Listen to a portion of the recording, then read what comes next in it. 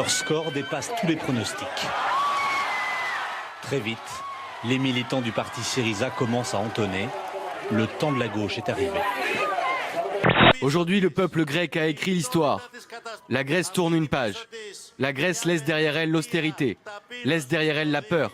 Hier soir, Syriza a largement remporté les législatives. Vous le voyez, 36,35% des suffrages.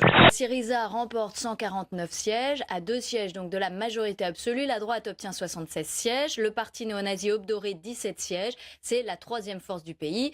Angela Merkel, surpuissante en Europe, qui se fait botter les fesses par les Grecs. Comme les arrogants ont terminé leur temps, on peut penser que par un effet domino, l'Europe peut être refondée, peut se réorganiser d'une manière complètement différente de ce qu'elle a été jusqu'à présent, c'est-à-dire sous la main de fer de Madame Merkel et de ses porte-serviettes français. Après les Grecs de Syriza, leurs cousins espagnols de Podemos, issus du mouvement des indignés, sont les favoris des prochaines élections législatives en Espagne. Leur leader, Pablo Iglesias, a évoqué hier soir un compte à rebours vers le changement. En Grèce, ils disent qu'il y aura le chaos si Syriza l'emporte. Mais je dis que le chaos est déjà en Grèce. Le chaos, c'est 3 millions de Grecs sans assistance médicale. Le chaos, c'est 25% des travailleurs grecs qui vivent dans la pauvreté alors qu'ils ont un contrat. Et je ne veux pas que mon pays devienne ce qu'est devenu la Grèce. Et pour cela, nous devons gagner les élections. Ce que j'ai toujours dit et que je répéterai sans cesse, c'est que lorsqu'on fait souffrir les peuples, il ne faut pas s'attendre à ce qu'ils aient des votes modérés ou raisonnables. Ces 5 dernières années, on a fait souffrir notre peuple.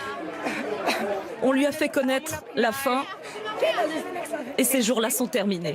La cure d'austérité qui a été imposée à la Grèce, à l'Europe du Sud et à la zone euro dans son ensemble est une catastrophe. Le chômage a explosé en zone euro alors qu'il a diminué dans le même temps aux États-Unis, dans les pays extérieurs à la zone euro. On partait du même niveau de taux de chômage il y a 5 ans. Donc on a fait les mauvais choix.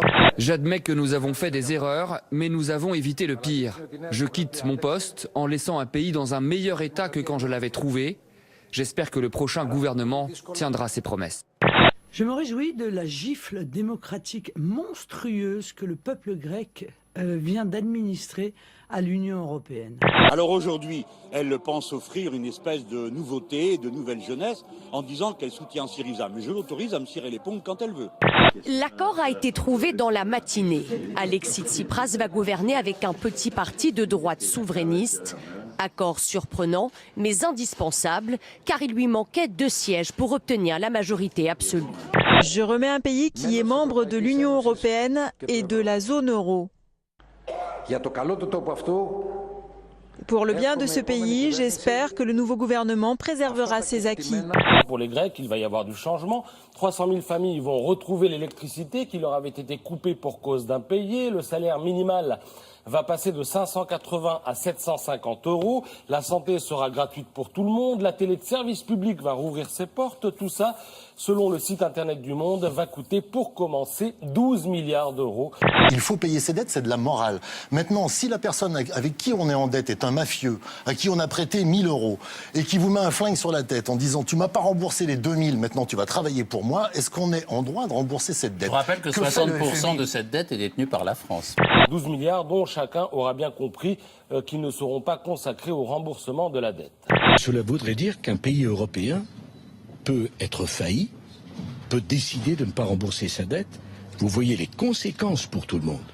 Pour les créanciers que nous sommes, nous Français, avec nos amis européens. On doit payer, ce sont les règles du jeu européen. Il n'y a pas de place pour un comportement unilatéral en Europe. Ça n'exclut pas une discussion, par exemple, sur le rééchelonnement de cette dette. Mais je précise que ça n'est pas l'argent de la Banque centrale. Il s'agit de l'argent des gouvernements.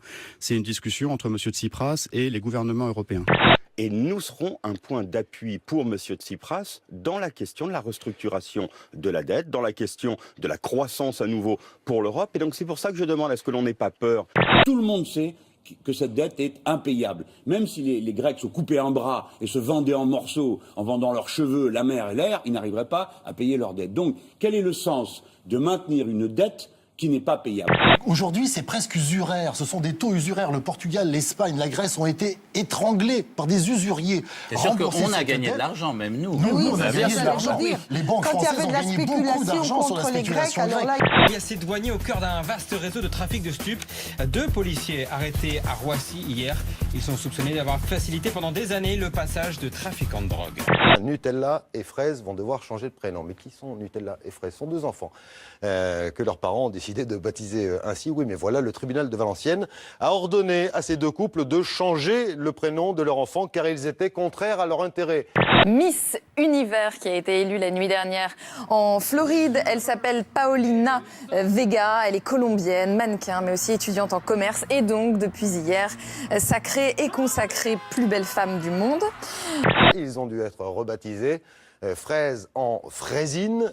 Vous allez peut-être le voir. Et Nutella, non pas en pâte à tartiner, ce serait trop long, mais en Ella. Voilà.